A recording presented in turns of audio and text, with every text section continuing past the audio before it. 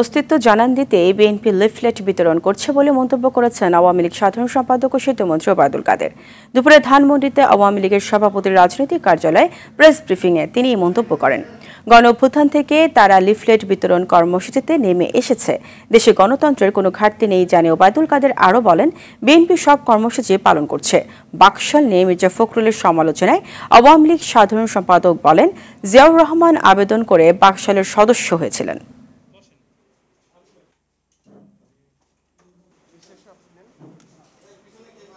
তারা আছে এটা বোঝানোর জন্য শেষ পর্যন্ত গণ অভ্যুত্থান থেকে লিফলেট বিতরণে আসতে হলো।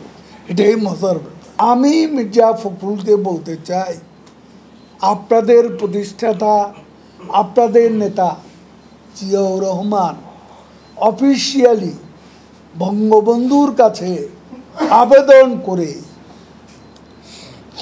বাকশালের সদস্য হয়েছে।